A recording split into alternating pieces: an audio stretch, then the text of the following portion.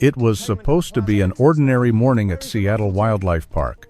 Cool, calm, with mist hanging over the walkways and the scent of wet cedar drifting through the air.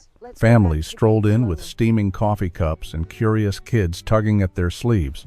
At 9:17 a.m., that calm shattered. A shrill alarm burst through the speakers across the park. Code red, code red. A lion has escaped from Sector B. All visitors must evacuate immediately. Chaos erupted. Parents grabbed their children. Strollers were abandoned. Bags were dropped. Birds took off into the gray sky. The tranquil hum of the morning became a stampede of slapping shoes and panicked voices. But from the bamboo thicket near the African savanna exhibit, a figure emerged, not charging, not roaring, but walking slowly and heavily as if every step took effort. It was the park's oldest lion, but this was no ordinary lion. This was White King, a majestic white lion, 26 years old, with a mane like snow tangled with silver strands. His body was worn, his joints stiff, but his eyes still held something fierce, not wild aggression, but memory. And as he stepped into the main plaza, something strange happened. He didn't attack. He didn't roar. He didn't run. Instead, he lifted his head and sniffed the wind, then locked onto a direction and began walking. Not randomly, not confused, but deliberately, as if something was calling him from beyond the panic. Security Chief Liam Carter barked orders into his radio as he sprinted to the scene. "Get tranq guns ready. I need eyes on him now." Meanwhile, near the main entrance, a young zoo staffer named Sophie Ramirez, only 4 days into her training, was trying desperately to guide tourists to safety. But her voice cracked when she saw what was approaching through the crowd. "He's coming this way," she shouted into her walkie. "Sector B is breached. He's heading for the main corridor." Over the radio, Liam's voice snapped back. "Ramirez, fall back immediately. Do not engage. I repeat, do not engage the animal." But Sophie didn't move.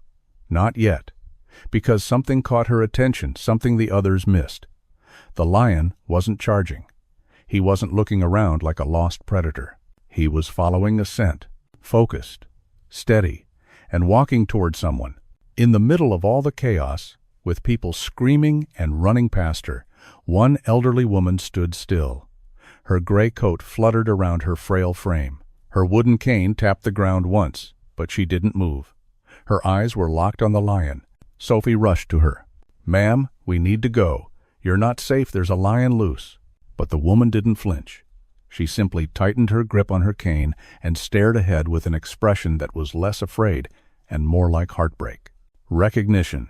And then, as if time folded inward, the lion looked up and saw her. And stopped. The air seemed to hold its breath. White King let out a low sound, not a growl, but a gentle rumble, almost like a cry. The old woman's lips trembled. Her voice came out soft, cracking with age and disbelief. "White King, is that you?" Even Liam Carter, raising his Tranquilizer rifle from across the plaza, froze when he heard her. "What did she just say?" he muttered. Nobody could answer. But everyone watched as the great lion, free, uncontained, feared by everyone, began walking directly toward the old woman. And she, against every instinct, dropped her cane to the concrete and took a single step forward. No one understood what they were seeing. The massive white lion, 400 kilograms of raw muscle and instinct, was standing just meters from the elderly woman. Its breath came in low, steady gusts. But it didn't lunge, didn't growl. It only stood there, tail still, head lowered slightly, watching her. From behind the barriers, Sophie gasped. "It's like..." He knows her. Liam Carter was on the edge of pulling the trigger, his tranq rifle locked, finger tense. He was trained for worst-case scenarios, and this was it. But something held him back. Something in the stillness. The old woman raised her hand slowly, not trembling from fear, but from something deeper. Her voice, barely above a whisper, cracked again. "Bakvung." The lion flinched, not in fear, but like someone whose name had just been spoken after decades of silence. Sophie whispered, eyes wide. "What did she say?" "White King," Liam answered. "She just said his name in Vietnamese." The lion took a step forward. Panic rippled through the handlers and staff watching from afar. "Hold your fire," Liam barked. The lion didn't leap. He didn't attack. He stepped closer, one paw at a time, slow and controlled, until he was directly in front of her, close enough for her to touch. The woman looked up into his faded golden eyes and said, louder this time, "You remember me, don't you?" The lion let out a quiet exhale, and then gently, almost reverently, lowered his great head until it touched the open palm she had extended. A collective gasp rose from the crowd. Phones were out, cameras clicking, but the woman didn't notice. Her eyes filled with tears. She whispered, "I thought I'd forgotten how your fur felt, but I didn't." The lion closed his eyes and leaned in further. No one moved. The moment was too fragile, too impossible, but real.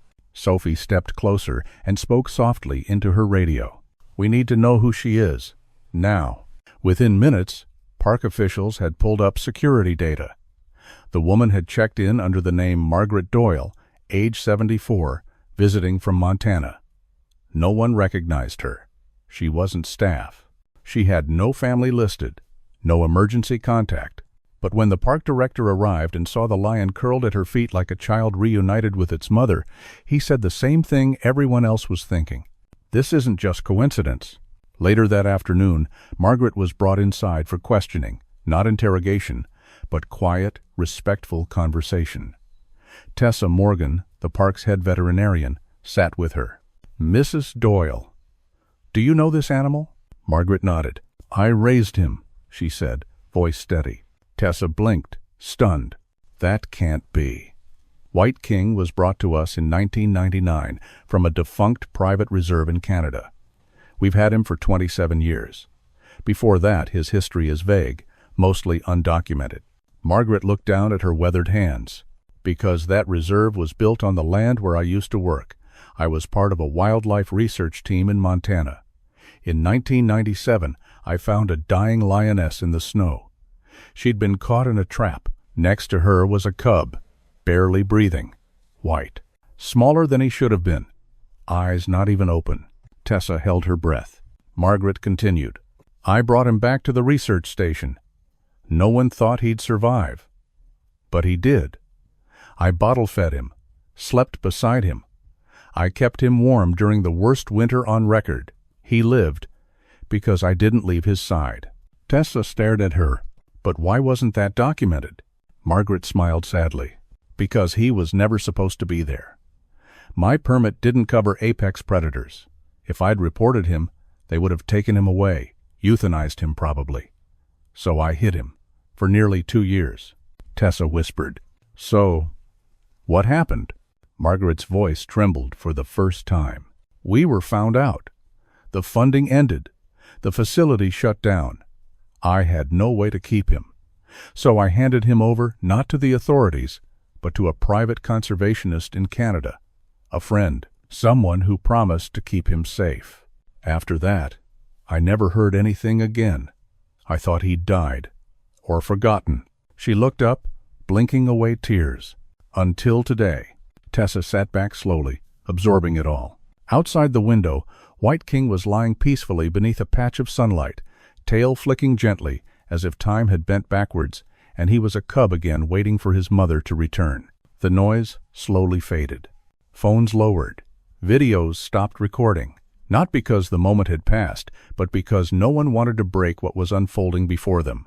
A fragile, invisible thread tying together a woman and a lion held tight by memory. What did she just call him? Liam Carter, head of security, frowned. "White King?" Sophie Ramirez whispered back. She said his name. No one responded. No one understood. But no one could deny what was happening. From the moment the name left her lips, the lion changed. He wasn't a rogue beast anymore. He wasn't moving on instinct.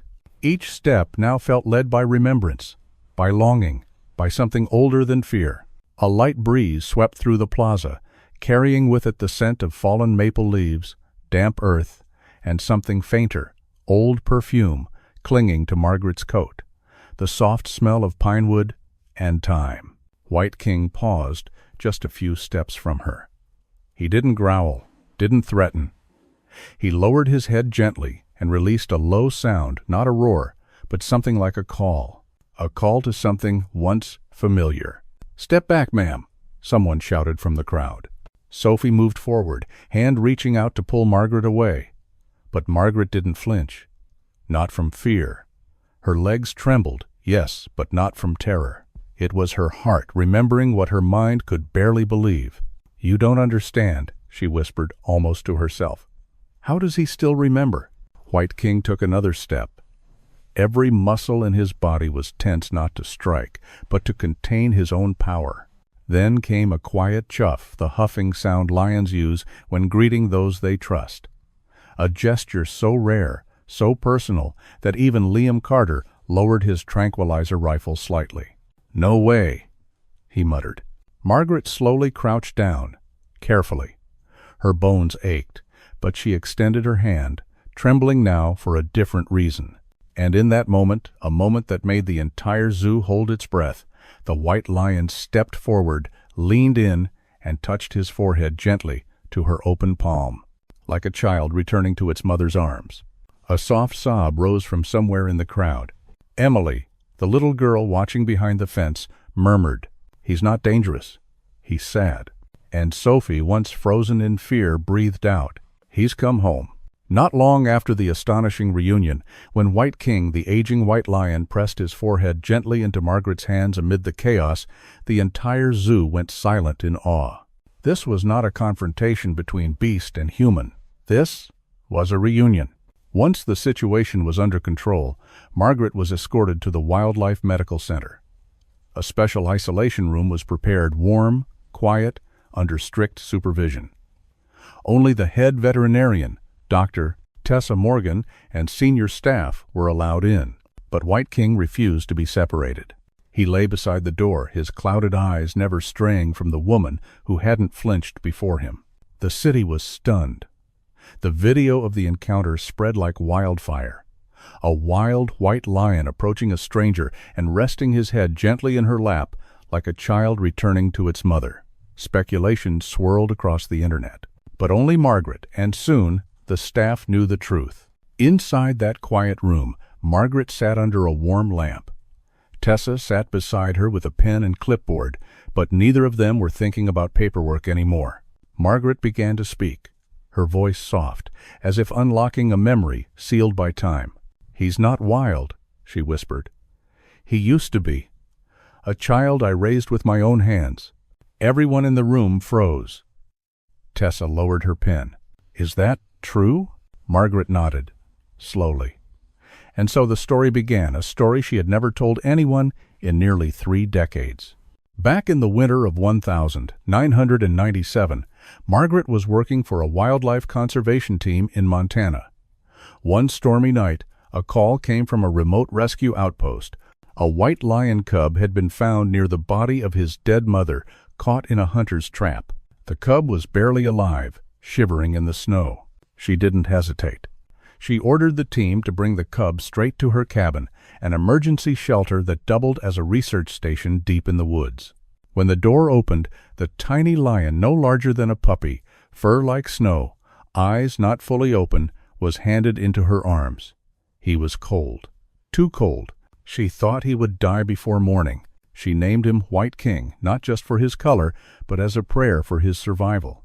The following months, she nursed him around the clock, bottle-fed him, massaged his belly to help him digest. She sang to him at night when he cried for a mother he no longer had. Folk songs from Montana, barely louder than the creak of the wooden floor and the crackle of firewood. He grew, stronger, healthier, but always attached to her in a way that felt more human than animal. He followed her everywhere, slept curled beside her. When she whispered, "My son," he would rub his face into her chest and purr like a child being rocked to sleep. But she knew the truth. He was a lion, and he couldn't stay. When he turned 9 months old, large enough to snap a table leg while playing, the letters from authorities started arriving. Her permits didn't allow for apex predators. Inspections were coming. She fought. It begged to keep him, but the law was the law. And so, the truck arrived. A private transport from a Canadian conservation facility. She placed him in the cage, with tears soaking his fur. And the white lion cub, now young and strong, roared and clawed at the metal, thinking she was abandoning him. She whispered through the bars, "I'll come visit, I promise. I just need to finish a few things first." But life, as always, was cruel. Her husband fell ill. Her savings dried up. She was hospitalized with heart failure. Months passed, and then years. She never had the strength or courage to visit. "I told myself he had forgotten me," Margaret said, her voice barely audible, "that it was better that way. But when I walked into the park this morning, he lifted his head. He knew. He still remembered." No one spoke for a long time after she finished. But they didn't need to, because outside the glass, White King lay curled beside her bed, lifting his head every now and then to check if she was still there. His eyes said everything. He had remembered every moment, every heartbeat. And now, at last, he had come home. Right after the reunion that shook the world, White King was not locked away. Instead of following strict protocols, the park's management chose to wait and watch. What they witnessed was no longer a wild beast. It was a soul that had found the missing half it had waited for nearly 3 decades. A special isolation room was set up inside the Wildlife Medical Center. No cages, no bars, no restraints, just soft light, the smell of dry hay, a cushioned chair for Margaret, a thick mat for White King, and the quiet space between them where old memories drifted in without needing words. Every morning, caregivers gently wheeled Margaret into the room. And every morning, White King, even as his bones ached and his body aged, stood slowly, step by slow step, and gently rested his head on her chest, like he had once done as a tiny cub curled into his mother's arms in a snowy cabin in Montana. Sophie Ramirez, once the terrified staffer screaming into her walkie, now stood behind the glass each day, clutching her clipboard, while tears streamed silently down her face. Emily, the little girl who had gotten separated from her mother during the panic, now drew pictures with crayon and mailed them to Margaret. Every drawing showed the old woman and the white lion, lying together beneath a sky full of stars. Time in that room seemed to stop. No alarms, no voices. Just 2 souls, old and weathered, finally reunited after a lifetime apart. One afternoon, Tessa Morgan, the head veterinarian, entered with a heavy face. She carried a test result chart in her hand. "His kidneys are failing," she said softly. "We're afraid. Only a few weeks left, maybe less." Margaret didn't flinch. She gently stroked White King's roughened mane and whispered, "I've heard it," in his tired breathing, every night. He tries to hide it. But I heard that sound before 29 years ago. I never forgot. A few moments later, Liam Carter, head of security, came in with a folder in his hands, his fingers trembling slightly. "Margaret," he said, voice heavy, "I don't want to be the one to say this, but the board demands immediate termination of all contact, no exceptions. If we don't comply, they'll cut funding, cancel insurance. The sanctuary could be shut down." The room fell silent. Sophie began sobbing. Emily pressed her unfinished drawing against the glass, lips quivering. Tessa turned her face away. Only Margaret smiled a flicker of defiance, tired but still burning. "They're not wrong," she said quietly. "They just don't understand. They haven't been here every morning to see how he looks at me, how he calls my name with his eyes." "Do you know what you're risking?" Liam asked, softer than usual. "I have late-stage heart failure," Margaret said calmly. "The doctors gave me 3 months, maybe less. I came here just to see him one last time. I never imagined he'd still remember me." White King, his head resting on Margaret's lap, let out a low, soft sound, a confirmation. Margaret leaned her forehead to his and whispered, "If I walk away now, wouldn't I be abandoning him all over again?" Tessa said nothing, but gently squeezed Margaret's shoulder. Her eyes were wet, too. Liam looked around the room, looked at the faces, no longer just employees or experts, but people witnessing something sacred. Finally, he closed the folder and said hoarsely, "I'll report this as a special case. I'll take full responsibility." Tessa nodded. Sophie cried harder. Emily said softly, barely audible through the glass, "She's his family." And just like that, their final days began, not with a farewell, but a reunion that defied every precedent. There were no more cameras pushed close, no more calls from the board, only breath and heartbeats. Each morning, Margaret sat in her chair, her trembling hands buried in White King's thick fur. Each night, she drifted off to sleep to the quietest, softest rumble, the only sound that had never betrayed her memory. An old woman, a white lion, and a love that transcended every instinct. The sky over Seattle turned a dull gray. No rain fell, but the cold bit deeper than usual. Inside the Wildlife Center's special room, soft golden light poured over two quiet figures, a frail old woman and an aging white lion, curled up together like a painting no one dared touch. Margaret had grown weaker. Her breaths were thinner, like fog on glass. Her hands trembled slightly, still buried in White King's warm mane, as if letting go would cause her to vanish with the wind. White King, sensing the shift, didn't move far from her. He lay close, head gently resting on her chest, matching her breathing with his own slow, heavy, patient. Every now and then, he lifted his head, only to lower it again. He was watching her, protecting her. Behind the glass, Sophie and Emily sat in silence. Emily clutched a drawing, her latest one, this time showing the woman and the lion lying beneath a moonlit sky. She whispered, "I don't want her to leave." Sophie wrapped her arm around the child's shoulders. "She's not leaving," she said gently. "She's going home." Inside the room, Margaret stirred slightly. Her voice came out in a breath that was barely there. "My sweet boy, I have to go soon, but I won't go far." White King lifted his head. Not in alarm in response. His eyes met hers, and for a moment, the 29 years they had lost melted away into nothing.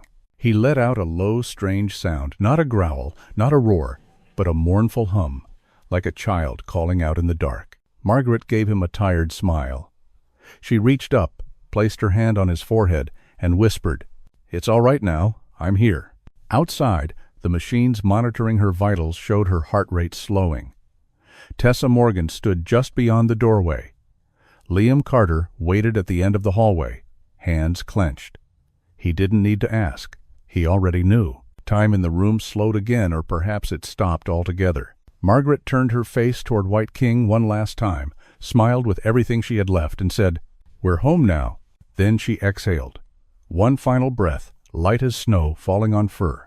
White King let out a deep, trembling sound. Not loud, not fierce, but filled with something ancient. Grief. A farewell. And then? He didn't move. He didn't roar. He didn't eat.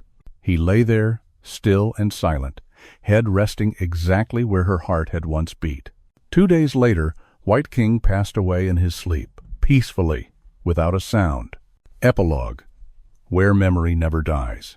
On the day of their memorial, the Seattle Wildlife Park unveiled a bronze statue near the white lion habitat. It showed an old woman seated gently on a bench, her hand resting atop the head of a lion who leaned into her lap like a child returned home. There were no long inscriptions, no scientific explanations, only a single line engraved beneath the statue. Memory never dies, love never gets lost. Thousands came to see it. Many had never believed a lion could remember a human. Some didn't believe animals could love. But those who stood before the statue, who read the story, who saw the final footage left changed. Because, in this world, some bonds require no language, no logic, no bloodline. Just one embrace in winter, and a heart that never forgot.